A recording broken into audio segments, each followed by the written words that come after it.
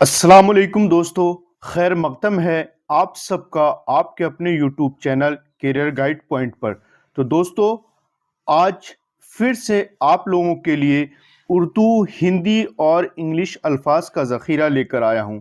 तो दोस्तों, आज सिर्फ 10 वर्ड लेकर आया हूँ जो जो कि बहुत ही इम्पोर्टेंट है, क्योंकि आप लोग कम इंटरेस्ट दिखा रहे हैं, इसलिए हमको कम वर्ड लाना पड़ रहा है। तो पहला वर्ड देख लीजिए। पहला वर्ड है आपका खुशबूदार। पहला वर्ड है आपका खुशबूदार। तो खुशबूदार का जो हिंदी होता है वो होता है सुगंधित। क्या होता है? सुगंधित। तो खुशबूदार का हिंदी सुगंधित, और इसी को इंग्लिश में बोलते हैं एरोमेटिक। क्या बोलते हैं? एरोमेटिक। बहुत ही इंपॉर्टेंट वर्ड है। दूसरा लफ्ज देख लेते हैं। दूसरा जो लफ्ज है आपका वो है मुहतात। मुहतात किसे बोलते हैं? मुहतात यानी किसी काम में जो एहतियात बरता जाए तो उसे बोलते हैं मुहतात। मुहतात का हिंदी होता है सावधान। मुहतात का हिंदी क्या होता है? सावधान। इसी को इंग्लिश में बोलते हैं कॉशस। क्या बोलते हैं? कॉशस। तो कॉशस का हिंदी हो जाता है सावधान, और सावधान का जो उर्दू होता है वो होता है मुहतात। यानी किसी काम में बहुत एहतियात से काम लिया गया हो तो उसी को क्या बोलते हैं? मुहतात। आपका तीसरा जो लफ्ज है वो है जश्न। क्या है? जश्न। तो जश्न का जो हिंदी है वो है उत्सव। जश्न का हिंदी क्या है? उत्सव। तो उत्सव का जो इंग्लिश है वो है सेलिब्रेशन। उत्सव का हिंदी क्या है? सेलिब्रेशन।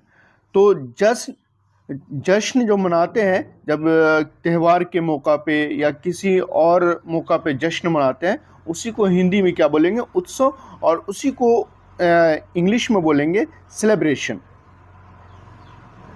आपका चौथा वर्ड है, बहुत ही प्रचलित लफ्ज़ है, दावत। यानी जब किसी की शादी होती है तो उस वक्त आपको दावत मिलता है। तो दावत को हिंदी में क्या बोलते हैं? निमंत्रण। दावत को क्या बोलते हैं हिंदी में? निमंत्रण। बहुत ही अहम लफ्ज़ है। ऐसे लफ्ज़ को पूछा जा सकता है, इसलिए आप इसको नोट डाउन कर लेंगे। और इसका जो इंग्लिश होता है वो होता है निमंत्रण या इनविटेशन। इंग्लिश क्या होता है? इनविटेशन। तो इनविटेशन का जो हिंदी होगा वो निमंत्रण, और इसी को उर्दू में बोलेंगे दावत। आपका पांचवा लफ्ज है मुश्तबा। तो मुश्तबा किसे कहते हैं? एक ऐसा व्यक्ति जो मतलब बिल्कुल ऐसा लगे कि ये किसी काम के लिए यानी जासूसी के लिए आया हुआ है, वैसे शख्स को क्या बोलते हैं? मुश्तबा शख्स। तो मुश्तबा, और इसी को बोलेंगे संदिग्ध। क्या बोलेंगे? संदिग्ध। इसी को इंग्लिश में बोलेंगे सस्पेक्ट।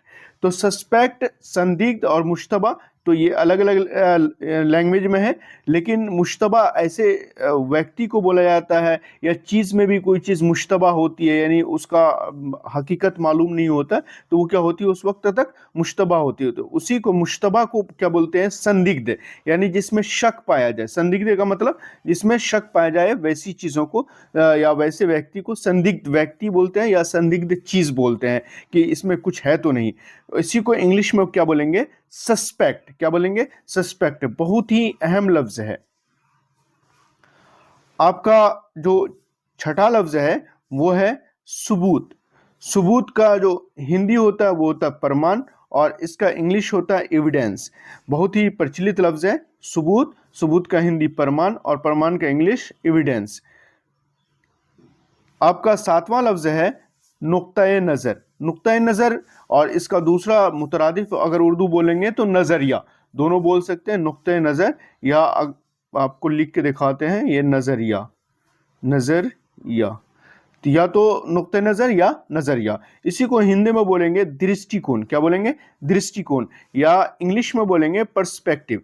तो पर्सपेक्टिव का जो हिंदी हो जाएगा वो हो जाएगा दृष्टिकोण, और इसी को उर्दू में बोलेंगे नुक्ता नज़र या नज़रिया। आपका आठवां लफ्ज है ताउन। ताउन का जो उर्दू होता है वो क्या होता है? मदद। यानी ताउन करना, मदद करना। उसी को हिंदी में बोलेंगे योगदान। हिंदी में क्या बोलेंगे? योगदान। और इंग्लिश में बोलते हैं कंट्रीब्यूशन।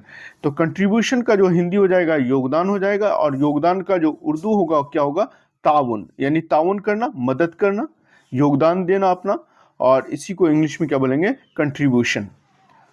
आपका जो नौवां लफ्ज है वो है तरमीम। बहुत ही इंपॉर्टेंट लफ्ज है तरमीम।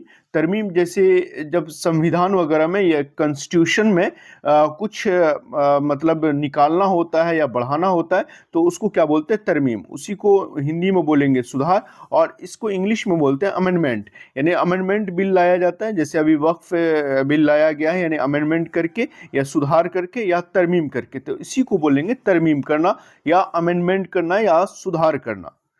और आपका 10वां लफ्ज है मुआयना। मुआयना का जो हिंदी होता है निरीक्षण, यानी किसी चीज की जांच करना, पड़ताल करना, निरीक्षण करना, और इसी को इंग्लिश में बोलेंगे इंस्पेक्शन। तो इंग्लिश में हो जाएगा इंस्पेक्शन, और इसी को हिंदी में बोलेंगे निरीक्षण, और उर्दू में बोलेंगे मुआयना करना या जांच करना, पड़ताल करना। तो दोस्तों, कैसा लगा आज का आपको ये क्लास, तो हमें कमेंट बॉक्स में ज़रूर बताएं। वीडियो को लाइक करें, शेयर करें, और अपने मुफीद मशवरों से नवाजें। मिलते हैं अगली क्लास में, तब तक के लिए खुदा हाफिज़।